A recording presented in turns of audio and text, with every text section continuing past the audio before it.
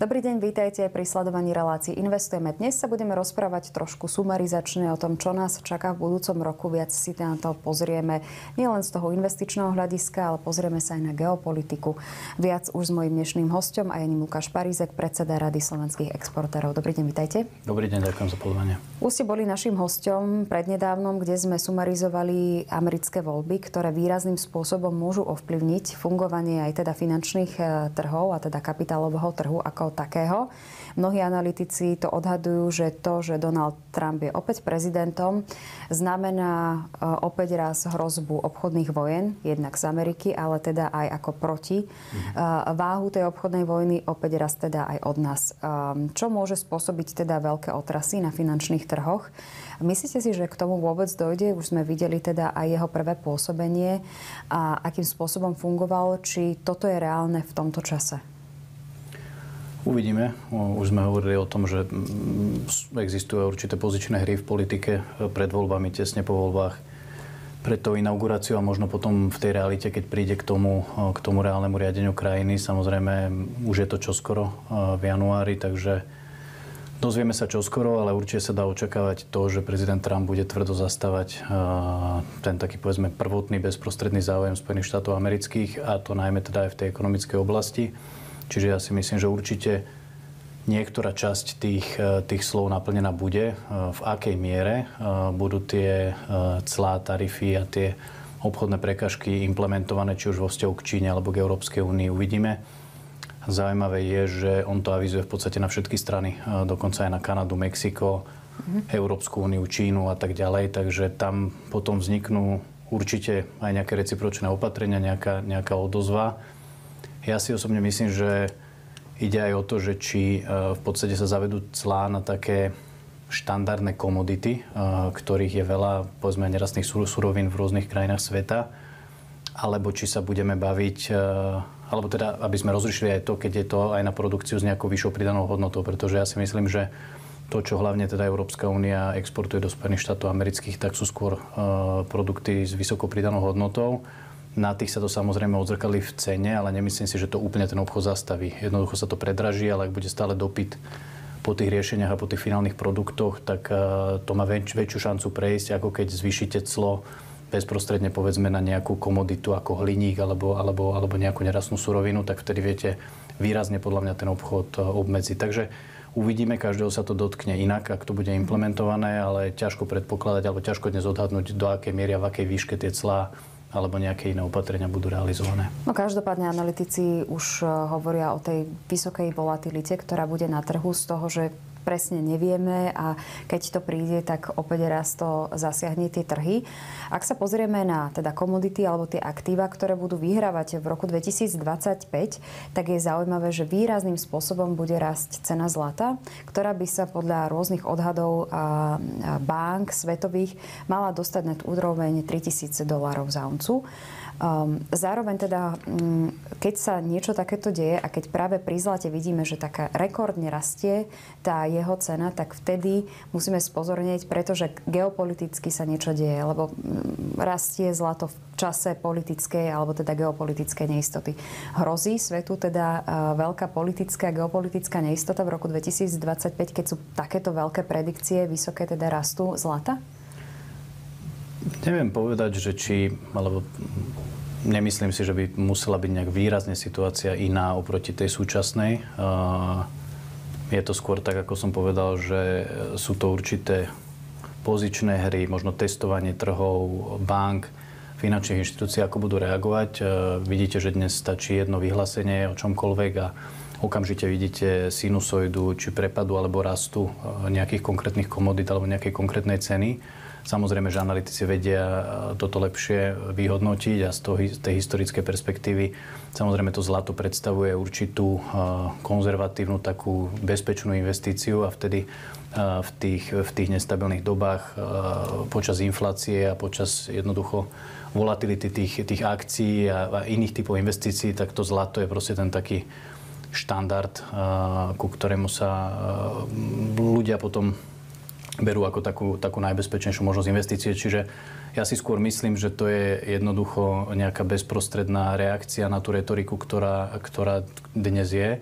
ale myslím si, že dnes už je dostatočne ten svet a tie globálne trhy sú už dostatočne nestabilné, vývoj sa mení zo dňa na deň, všetci očakávajú ešte väčšie prehlbovanie krízy, stále sú tu otázky energetické, otázky rastu, rôznych iných daní, cieľ, prekážok a tak ďalej. Čiže väčšina ľudí očakáva dnes aj v biznise, že ten budúci rok bude horší a treba sa na to pripraviť už bez ohľadu na to, ako sa dnes hýbe, či už zlato, alebo aká je retorika konkrétnych politikov.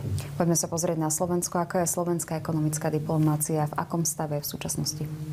Tak, čo sa týka slovenskej ekonomickej diplomácie, tak sa dá povedať, že vidíme za ostatné obdobie zlepšenie, minimálne iniciatívu na tej vládnej úrovni a ochotu investovať do ľudských zdrojov kvôli rozvoju vlastne ekonomickej diplomácie a tej siete zastúpení v zahraničí, že znovu vidíme avizovanie, otváranie nových zastupiteľských úradov, posilnenie ekonomických diplomatov, viac aktivít v tejto téme. Samozrejme, vrátili sme sa aj k určitým početným zahraničným delegáciám, aj pri ktorých sprevádzajú podnikatelia vrcholových činiteľov Slovenskej republiky. Čiže z tohto pohľadu na tej najvyššej úrovni, povedzme politickej, je vidno zlepšenie. Samozrejme, ono to neprináša tie výsledky bezprostredne hneď.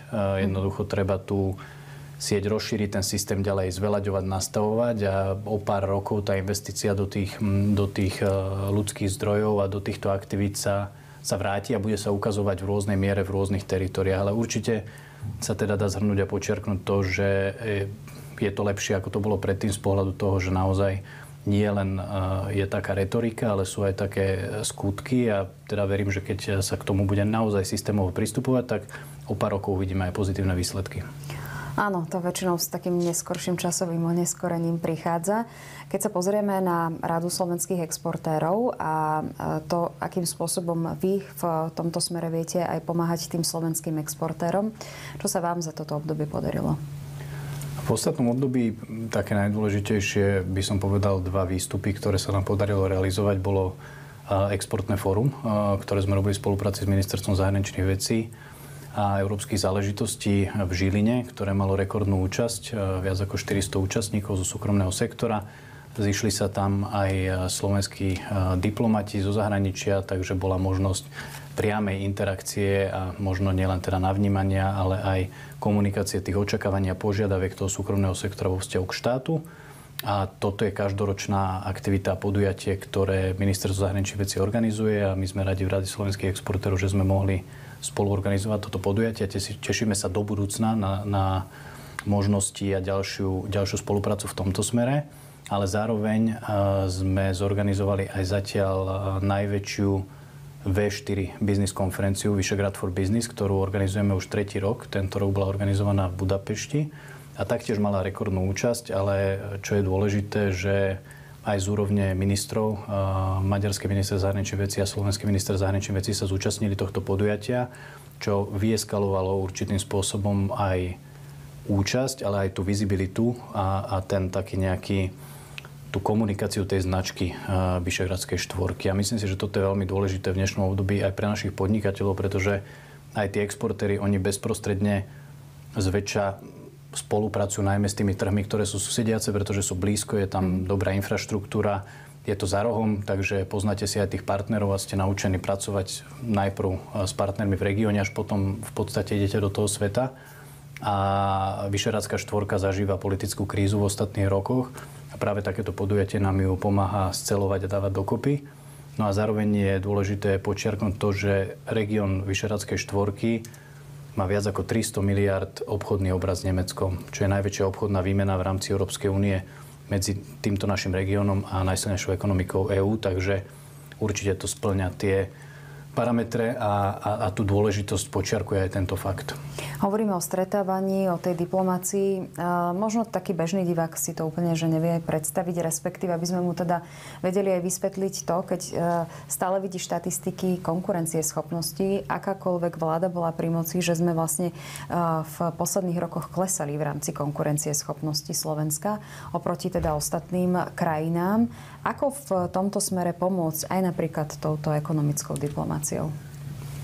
To sú prepojené misie. A opäť poviem, že jednoducho napriek tomu, že sa avizuje rozšírenie siete ekonomických diplomatov alebo otváranie nových ambasád, to neznamená, že v tom istom roku alebo v nasledujúcom roku uvidíme Slovensko poskočiť v rebríčku konkurencieschopnosti na nejakú lichotivejšiu priečku. Je pravda, že v ostatných rokoch sa Slovensko a slovenská ekonomika v týchto parametroch prepadá. Sme najhorší z V4 a v podstate na chvoste EÚ, čo sa týka rôznych parametrov.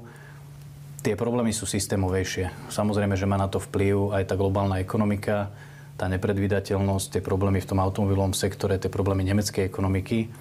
Veď sme videli ostatne, aj počuli, že v podstate nemecká vláda má vyslovenú nedôveru, budú voľby. To, čo sa tam skloňuje, hlavne v tejto téme, alebo respektíve v tejto oblasti tej krízy, je tá klesajúca konkurencieschopnosť tej nemeckej ekonomiky.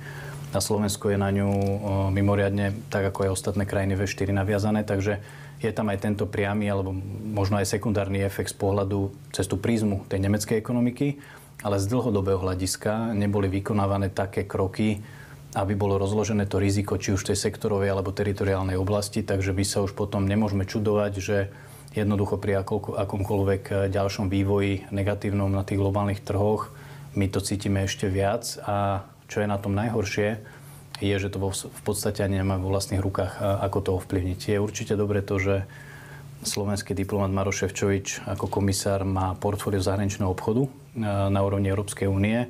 Takže takýmto spôsobom Slovensko určite má a bude mať nejaký výtlak alebo ťah na bránu, možno prinášať témy, ktoré sú dôležité aj pre slovenskú ekonomiku.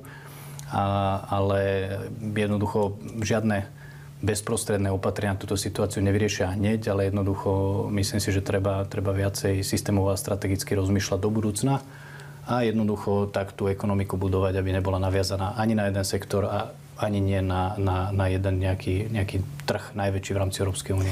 No, to som sa chcela opýtať, že ak teda nie je sektor alebo krajinu, ale vieme povedať viaceré krajiny, kde by sme sa mali viac teda prepájať alebo strategicky viac otvoriť, že konkrétne krajiny, ktoré by do budúcna pripadali ako teda perspektívne pre nás?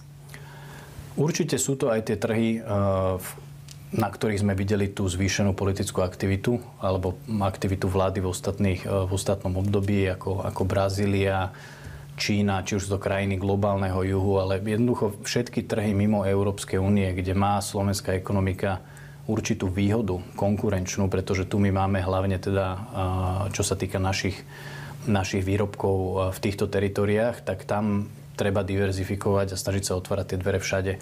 Ja si myslím, že podnikateľom je jedno, kde tie peniaze zarobia a kde budú, alebo v spolupráci s ktorým trhom budú generovať ten zisk. Dôležité je, aby sme išli na všetky strany, čo sa týka obchodu. My taktiež nevieme predvídať, v ktorej krajine vznikne kríza ani v ktorom sektore. Preto hovorím, že do budúcnosti naozaj sa treba na to pozerať širokospektrálne. My môžeme zachytiť aj nejaký trend, ale aj tie trendy sa veľmi rýchlo menia, tak ako v elektromobilite. Naviazalo sa to veľmi rýchlo, začalo sa to implementovať a vidíme v praxi, že jednoducho sa to nedarí zavádzať v takých obdobiach a v takých parametroch, ako sa predpokladalo. Auta sú navyrábané, stoja niekde na skladoch, ľudia si to nekupujú, infraštruktúra chýba, takže ono, aj keď toto mohol byť nejaký trend, keď si niekto myslel, že ho zachytí a že na tom tá ekonomika vyrastie, tak nemusí to vždy tak byť, ale treba jednoducho podporovať všetky možné formy ekonomickej spolupráce a ísť aj na trhy mimo Európskej únie. Prehodím tú otázku, asi budete vedieť, kam smerujem, ale sú teda rôzne názory spoločnosti, či na tento trh alebo na tento trh áno, alebo nie z rôznych teda politických a iných dôvodov. Sú teda trhy, alebo teda krajiny, ktoré jednoducho nie aj v rámci teda ekonomickej diplomacie? Ja si myslím, že medzinárodný obchod by nemusel mať politickú nálepku.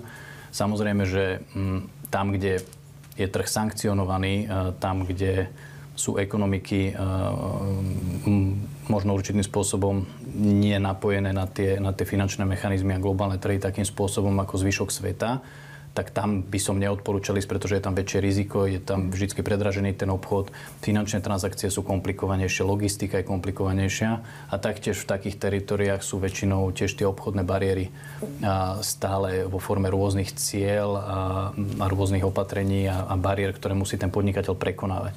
Ale pokiaľ my sa nepozeráme ako nejaká, a Slovensko teda nie je taká veľká ekonomika, taký svetový hráč a líder, aby si mohlo možno vynúcovať svoje zahranično-politické záujmy prostredníctvom obchodu, tak ja si myslím, že ten obchod by sme sa mali snažiť realizovať bez tej nejakej bez toho politického kontextu, tam, kde je to legálne, tam, kde je to možné a tam, kde je záujem o tie slovenské výrobky, a mali by sme nechať podnikateľov, nech nám diktujú, alebo teda vláde, že kde potrebujú tú pomoc a kde oni vidia tie príležitosti. No keď sme hovorili o tom medzinárodnom obchode hneď v úvode, tak ste tak poznamenali, že ten rok 2025 nemusí byť úplne najlepší, alebo teda keď ho porovnávame s týmto rokom, tak mierne horší. Určite, ale to očakáva podnikateľský sektor aj kvôli opatreniam vlády, ktoré prichádza zvyšovanie daní, prichádza tá transakčná daň a rôzne opatrenia, ktoré vláda prijala z rôznych príčin, a samozrejme, že tí podnikatelia kalkulujú, takže oni, keď vidia, že sa niekde zvyšujú tie povinné výdavky, no tak samozrejme, že to potom premietajú aj do toho nejakého, do tej predikcie toho ich vývoja v budúcom roku. Samozrejme, tá kríza s energiami taktiež nepominula, takže v podstate to len dodáva určitú väčšiu mieru neistoty, ale keď sa na to tí podnikatelia správne nastavia a urobia určité opatrenia, tak ako ja si myslím, že to samozrejme prežijeme, ale je dôležité prinašať aj opatrenia, ktoré budú tým podnikateľom uľahčovať život. A to na Slovensku naozaj pri tom aj tom odvodovom zaťažení, aj jednoducho my strácame ako ekonomika tú konkurencieschopnosť aj vo vzťahu k susedným štátom. Čiže ak nebudeme niekde aj poľavovať pre tých našich podnikateľov, tak nemôžeme očakávať, že budú úspešní, že budú rásť podnikateľsky, že budú platiť viac daní a že bude potom tá slovenská ekonomika jednoducho z toho benefitovať. O týchto témach sa budeme rozprávať v roku 2025, teda budeme už konkrétnejší, akým spôsobom napríklad tieto opatrenia dopadli na samotných podnikateľov, ale zároveň ako sa teda bude vyvíjať ďalej ekonomická diplomácia. Verím, že budete opäť raz naším hosťom. Môj hosť v relácii Investujeme bol Lukáš Parízek, predseda Rady slovenských exportérov. Ďakujem pekne. Ďakujem, dovidenia. No a rozhovor a celú reláciu nájdete aj v archíve na našom webe teatry.com. S premiérou relácie sme tu opäť v utorok o 17:30. Majte sa pekne a dovidenia.